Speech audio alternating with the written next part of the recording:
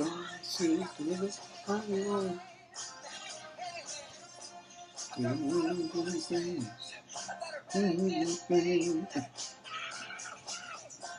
right. All right. So, good evening, everybody. This is management coming to you with season scandal episode 504, and I'm entitling this "Fu Columbus Short." And for those of you who've been following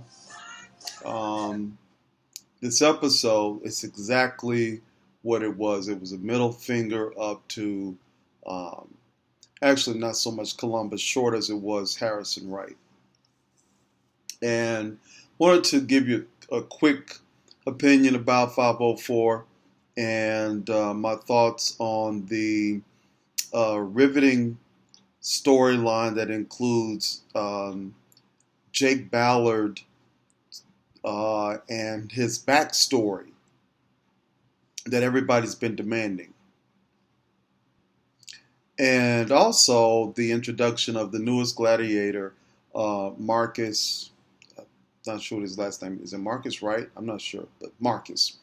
So I want to first start off by saying, great episode. I mean, I think that despite the decline in ratings, this is really a really good season so far.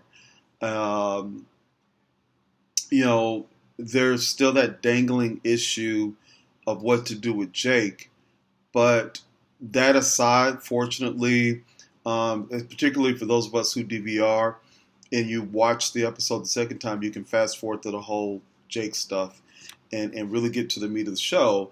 And it actually was an extremely good episode. And so for those of us who are classic gladiators who were there from 101 when I believe that 101 was Sweet Baby when we were introduced to Quinn, actually, via Columbus Short. And I want to talk to you about the nod to Columbus Short's character, Harrison Wright, and how on one hand, the writers paid tribute to Harrison and the scandal pace that he really did, start. And then how they simultaneously kind of slapped him in the face with another storyline that I'll talk about in just a moment. But for those of us who are native, this was a really great episode because what we got to see was Quinn Perkins really coming to her own, right? She is playing the role of HR now. And when you think about, what Quinn is doing at LPA, really she's doing everything. She's the office manager. She's human resources now. She's an attorney. She's the management of all things LP. I mean, really, if Olivia doesn't give her a raise or something, she should really quit. But Quinn has taken on the role of recruiter, and she reaches out to Cornelia Smith's character, Marcus.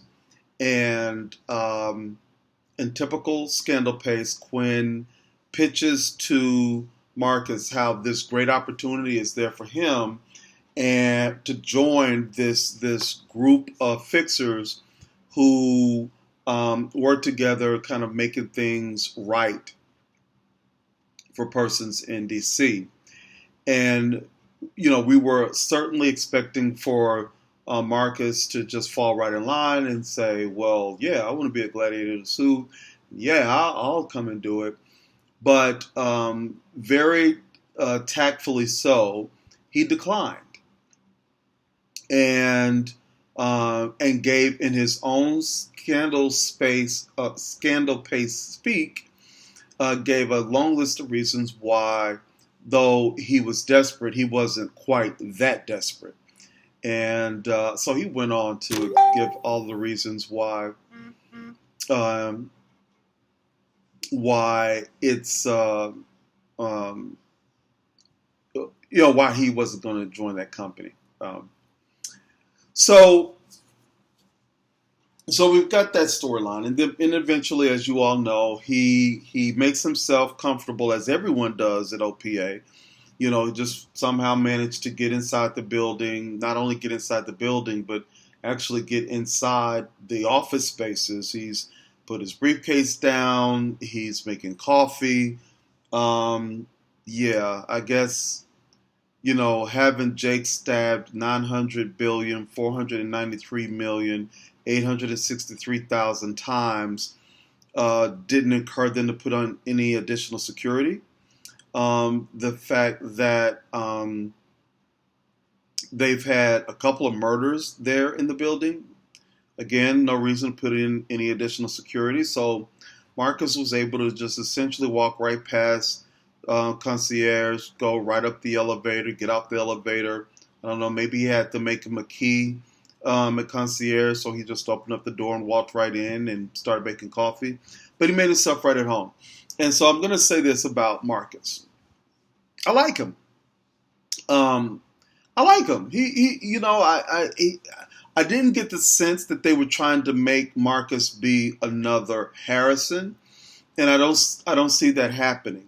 I actually think what they were saying was goodbye to Harrison. So for those who are holding on to the hope that somehow that maybe, Columbus Short gets his act together and that he's brought back to OPA, this was the writer's way of saying he's never coming back.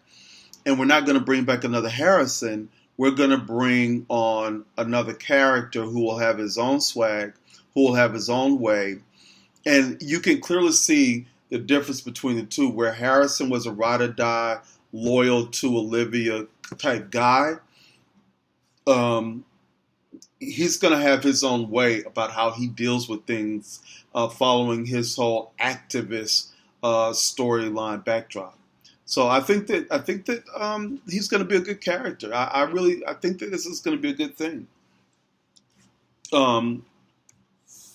So the show then picks up where it left off in 503. And we get a little insight into Jake Ballard. Please forgive me, and I'm really genuinely not trying to be sarcastic. I watched 504 probably 5 times, and I just can't with this Jake storyline. I can't, and I want to tell you why. Well, first let me tell you the essence of the storyline. So Jake leaves OPA, where he does not work nor is he employed, after seeing a ticket on the television screen from a news channel that says something about Louvet is burning or something. And he goes to prison to visit Papa Pope. Papa Pope was the former command of B613, and an organization that we're to believe that for whatever reason Jake is now anti B613 and whatever. But so he goes to see Papa Pope and he says, "Hey, I didn't come to talk about your daughter. I came to talk about Louvier or whatever that place or thing or whatever it is." And he accuses Papa Pope of being behind it. And then he makes this forced, unbelievable, so he goes there and he says to Papa Pope, "Either you tell me who these people are or I'm going to hunt them down and I'm going to kill them."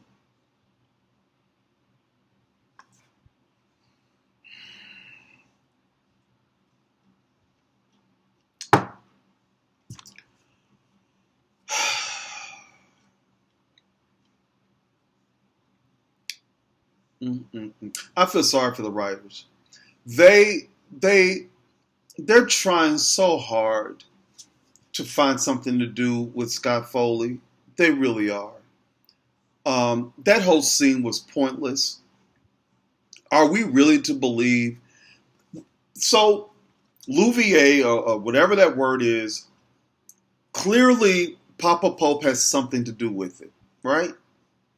So did did Jake really think that Papa Pope was going to say, "Oh, you know? Well, let me give you all of the information you're going to need to take this organization down."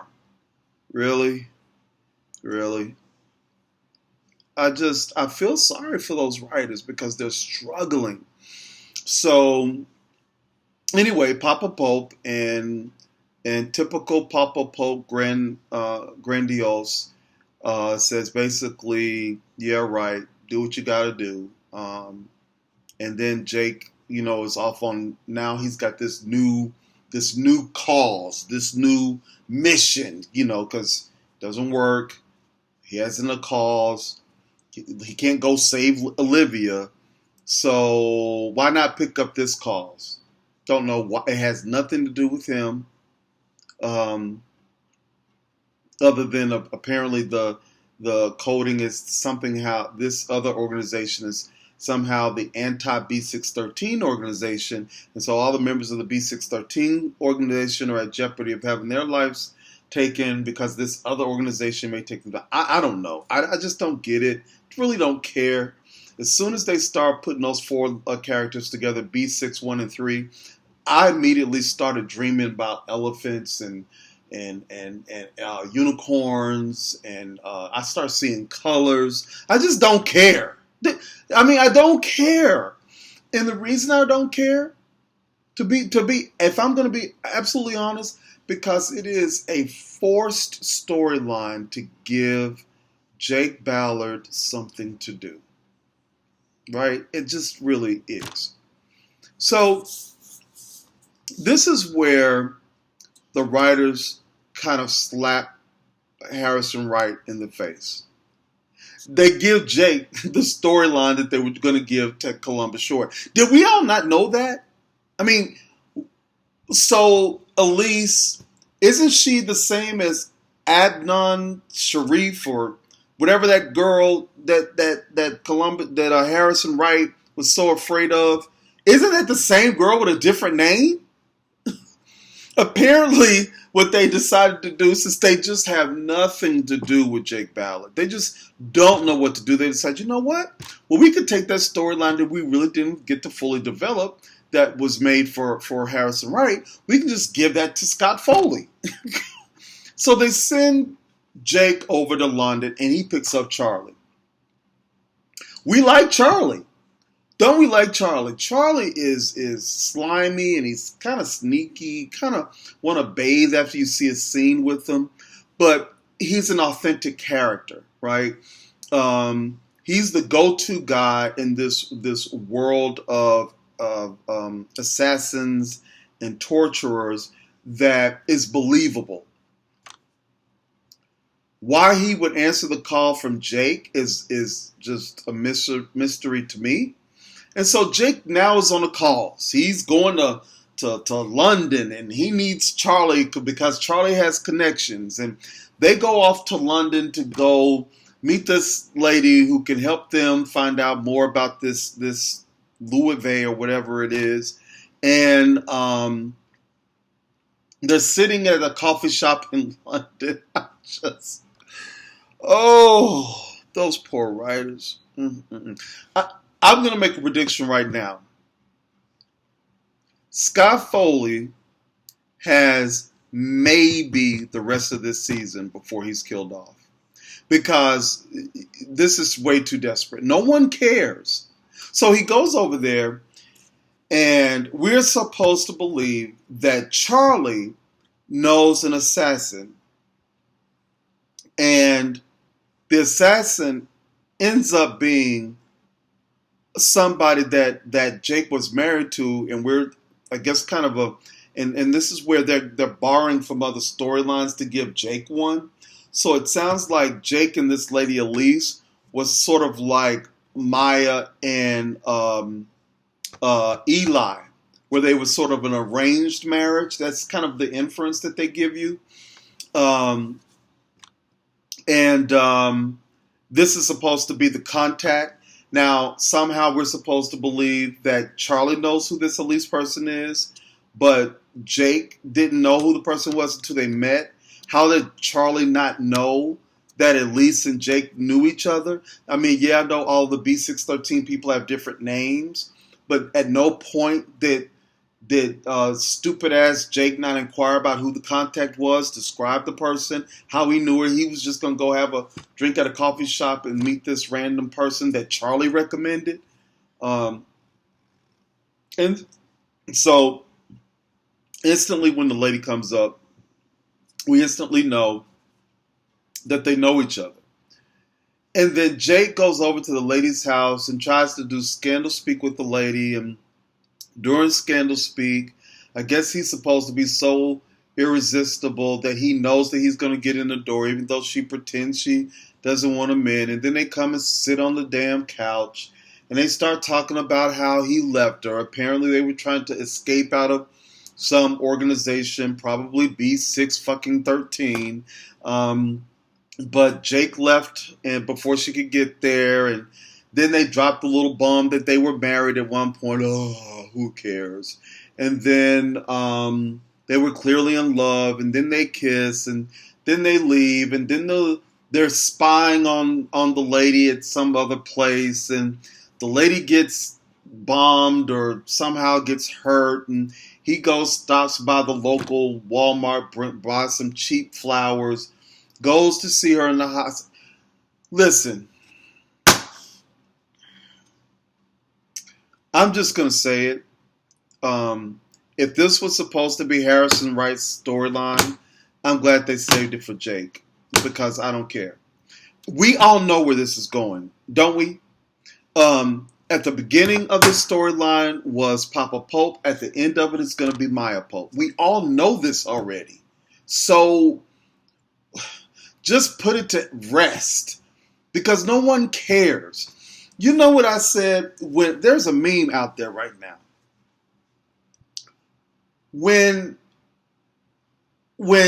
Jake hopped on that plane to London and he was sitting on that couch with Elise, and they dropped a bomb that they were married at one time, and I guess all of the Jake lovers are supposed to go, oh my God, they were married? Well, what happens? You know what I was doing, and you want to know what most of the people were doing?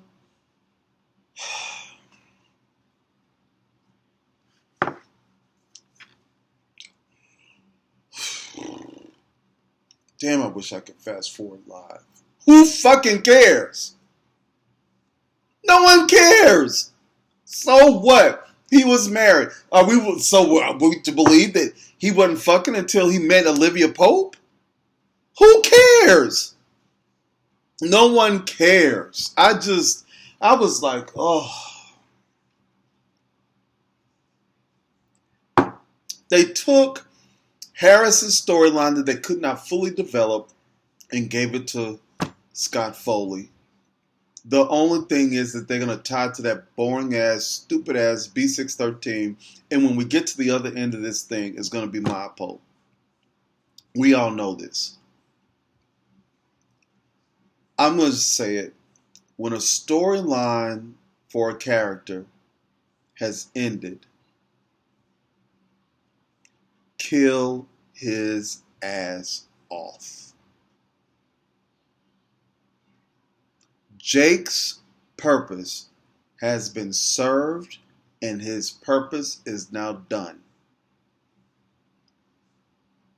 To send him over to London, I'm going to tell you what they did when they sent him over to London. They made about 8 million people go, are you freaking kidding me? Can we please go back to D.C. and find out what's going on with Olivia and what's going on with this president? And what's Marcus up to? And can we see Quinn? And what's going on with Bellamy? We're trying to figure out what's going on with Scandal. And they done took us on a break over here to London to develop some storyline about a character no one likes, cares about.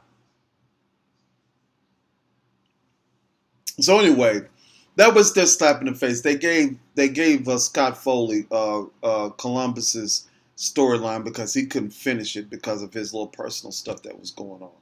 So at the beginning, the way that they sort of played homage to Columbus Short and then sort of slapped Columbus Short on the face is they paid homage because we were introduced to Scandal through Harrison Wright inviting Quinn to be a member of the OPA. And that was homage to Harrison Wright, also sort of saying, Harrison Wright is never coming back.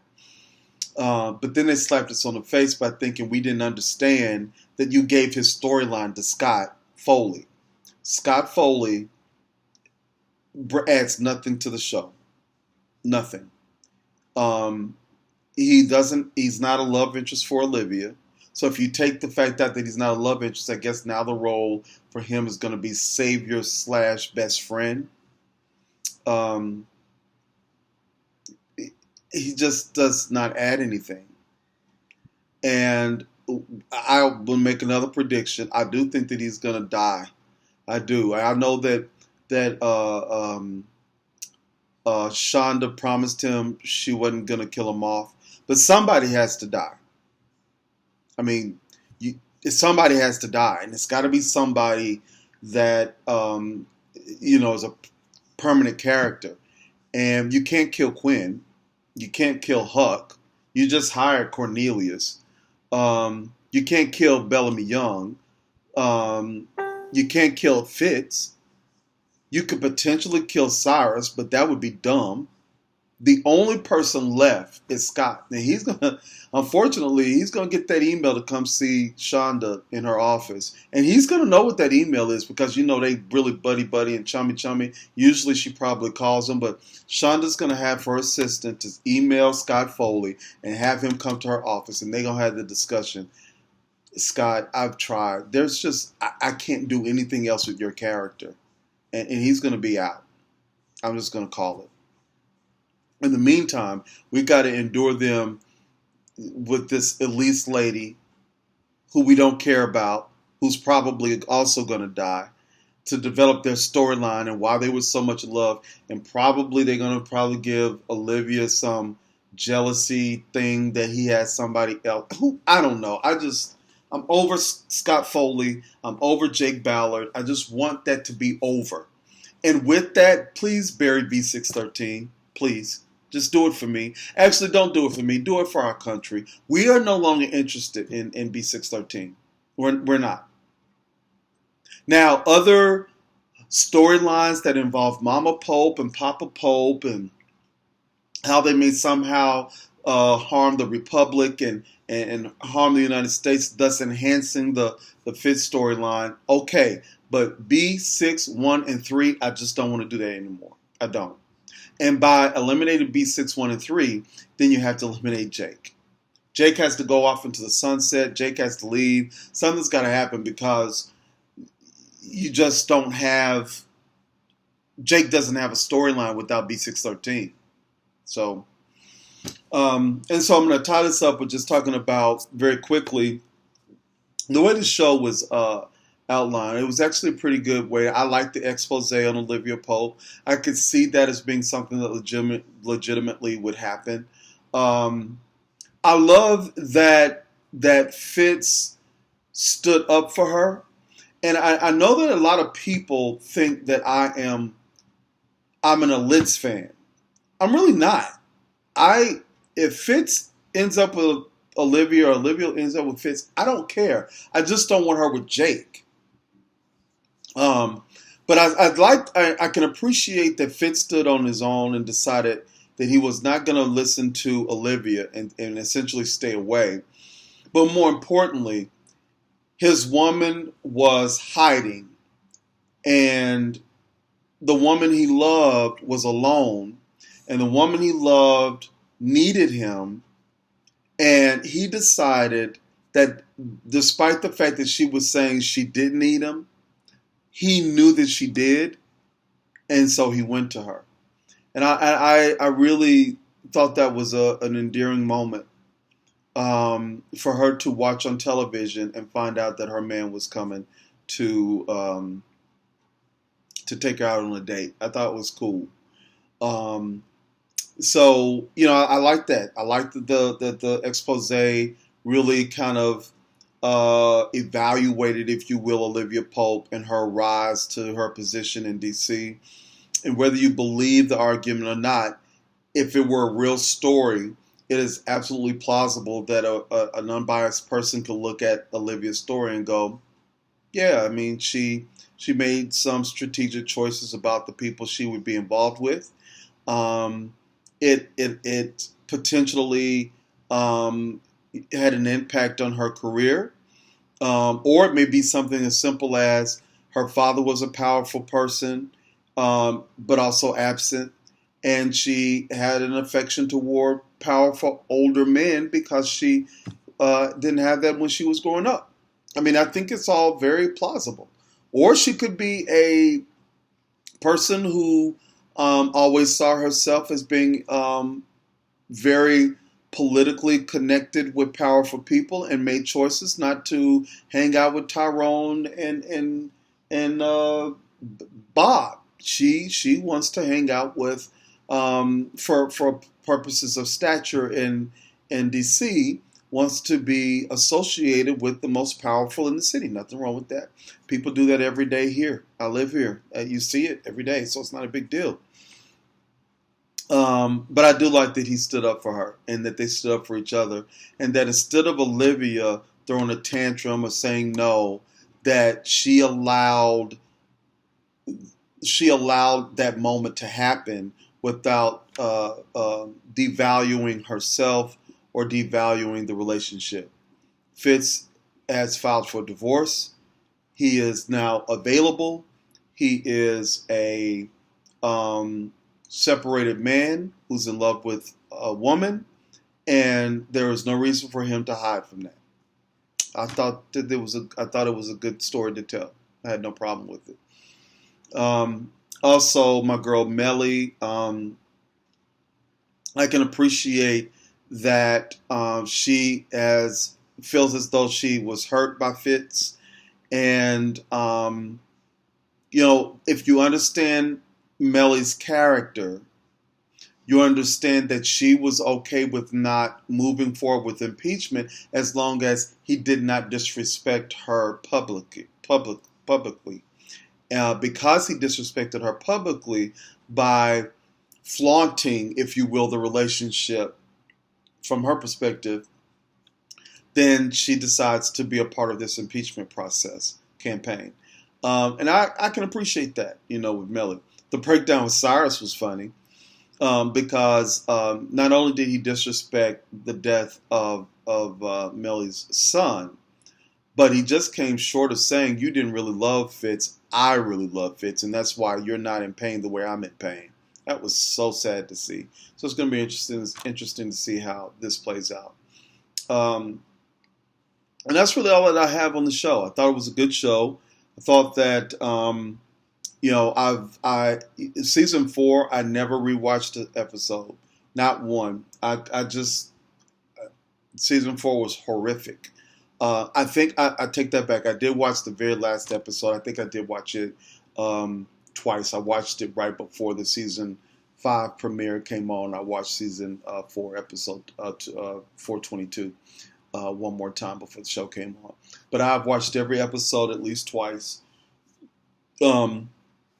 This episode was the only one that when I rewatched, I fast forward because I have no interest at all in anything Jake. And the only reason I would be inclined to watch anything Jake, ironically, is if he was in a scene with Olivia. I didn't care about him talking to Papa Pope. When they took him out of D.C. and flew him to London with Charlie to meet Elise, and this Elise lady, I could not have cared. When I tell you I fast forwarded every time Jake was on the screen, no, I wasn't interested. But Jake aside, I thought it was a good show. So interested in seeing what's happening with 505 as they begin impeachment process. Looks like episode 505 is going to be sort of they're going to close this whole thing about Olivia being the mistress. They're going to close this whole chapter because they can't make the show about Olivia and Fitz anymore. So it sounds like she's going to let Leo fix her image, and then they're going to kind of close that chapter until it's exploited, probably by Maya or Papa Pope, somebody in there that's going to make them have a struggle to stay together. But they're going to close this chapter because they got to get on with Olivia fixing other people's cases. Otherwise, there's really no scandal. If she's not an OPA clearly in charge and taking on cases. So, good episode. I give it a solid 9 out of 10. The only negative point would be the whole Columbus Short / Scott Foley storyline that never meant to be, but now we can give it to Scott Foley because Columbus Short is never coming back and we never got to fully develop that storyline, so we'll give it to Scott Foley. Who fucking cares? That's all I have to say. Management appreciates your time. Hope you have a great week, and we'll see you next Thursday for episode 505 TGIT. And and one more thing. You can check out a really good recap of unbiased recap at Scandal Podcast, headed by Jaha Knight and her team of gladiators who take a very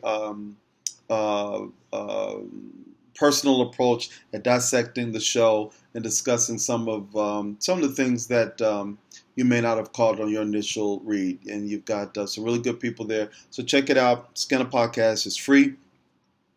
The location is moving. I meant to write it down, but I'll do that again so that you can take a look and see. To find them out, I'm a member there. Then they've got this really great Scandal After Dark where they kind of let their hair down and really dive into some of the integral parts of Scandal that are not discussed during the normal forum. But if you haven't had a chance, Jaha Knight, if you will Google her if you're watching this on YouTube, or if you're in Facebook in the Scandalistas and Scandalrati group, if you will search for Jaha Knight, you'll find her. And if you will message her, she'll be able to give you some information about how to see the podcast. It's a really great podcast. I'm a member of it myself. So best of love to you all, and I will see you next Thursday unless I'm inspired to deliver a message to you before then. All right, take care.